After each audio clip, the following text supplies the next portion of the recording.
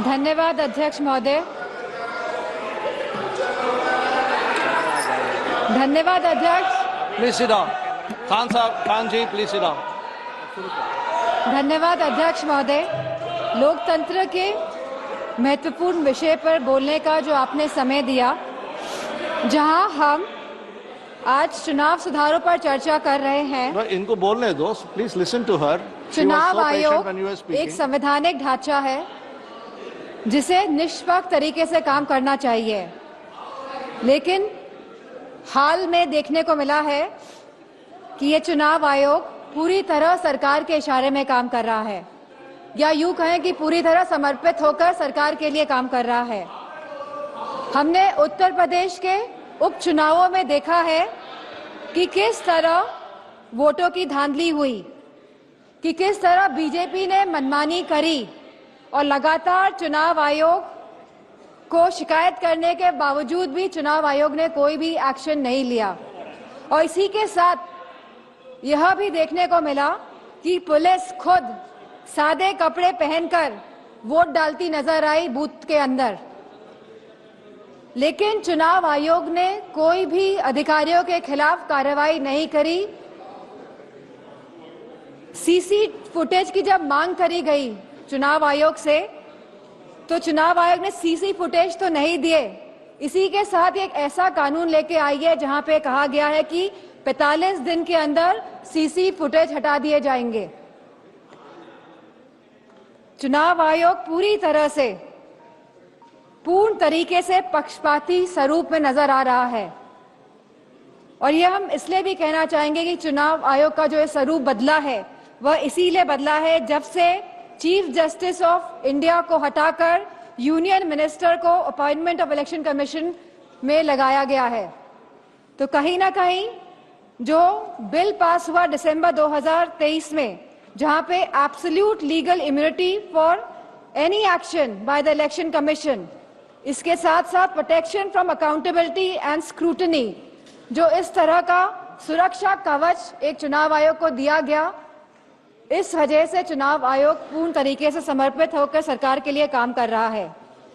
जो एसआईआर की जो प्रक्रिया है, स्पेशल इंटेंसिव रिवीजन, यह रिवीजन के नाम पर नागरिकता कानून लागू किया जा रहा है। रिवीजन के नाम पर अध्यक्ष जी, चुनाव आयोग द्वारा प्रशासनिक निष्पक्षता के नाम पर किया जा रहा यह कार्य हमारी नागरिकता, लोकतंत्र और संवैधानिक नैतिकता की बुनियाद पर सीधा निशाना है।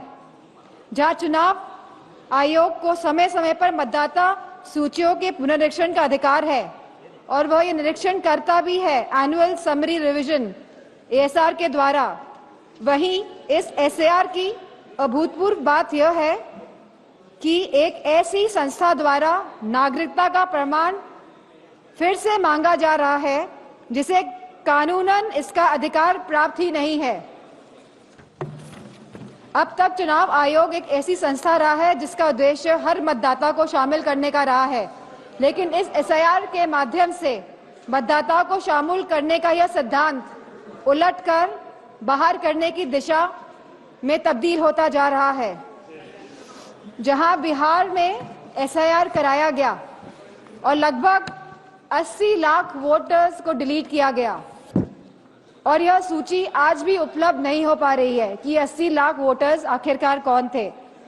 वहीं एसआईआर के बाद भी अंतिम मतदाता सूची में लगभग 14 लाख से अधिक डुप्लीकेट वोटर्स पाए गए, और इसमें भी लगभग 3.5 मतदाताओं के दोनों वोटर आईडी कार्ड पर एक ही विवरण दर्ज कराया गया है। अभी एसआईआर की प्रक्रिया उत्तर प्रदेश में भी चल रही है, जहां बीएलओ को कोई भी प्रशिक्षण नहीं दिया गया है, जहां लगभग 10 से ज्यादा बीएलओ ने काम के बोझ की वजह से आत्महत्या करी है, और वेस्ट बंगाल में भी लगभग 20 बीएलओ ने आत्महत्या करी है। तो कहीं ना कहीं जहां इन बीएलओ को प्रशिक्षण नहीं दिया जा रहा है और जिस तरह से ये एसआईआर की प्रक्रिया को अंजाम दिया जा रहा है, कहीं ना कहीं ये वोट काटने वाली प्रक्रिया साबित होती जा रही है। तो हमारी मांग है कि जिस तरह सत्ता पक्ष के लोग कहते हैं कि हम बिहार का चुनाव जीते, तो अगर आप वाकई में चुनाव लड़ रहे हैं और जीत रहे हैं, तो हमारी ये मांग है कि आप सीजीआई को वापस अपॉइंटमेंट कमेटी में इंडक्ट करें। और जो आपने सुरक्षा कवच इलेक्शन कमीशन को दिया हुआ है, आप इस सुरक्षा कवच को भी हटाएं।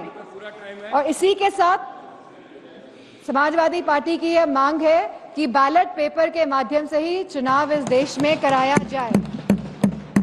और जिस तरह के मॉनेटरी बेनिफिट्स जब चुनाव किसी राज्य में चल रहा है आप बैंक खातों में पहुंचा रहे हैं, तो मेरा यह मानना है कि कहीं ना कहीं ये वोट जो लोग डाल रहे हैं, वोट डालने में भी इसका इफेक्ट होता है, तो इसे बंद करा जाए। इन्हीं शब्दों के साथ मैं ये बात भी कहना चाहूंगी कि ये जो नागरिकता कानून है, जो ये एसआईआर जो ये लाया जा रहा है, इसे हटाया जाए, जिससे कि सही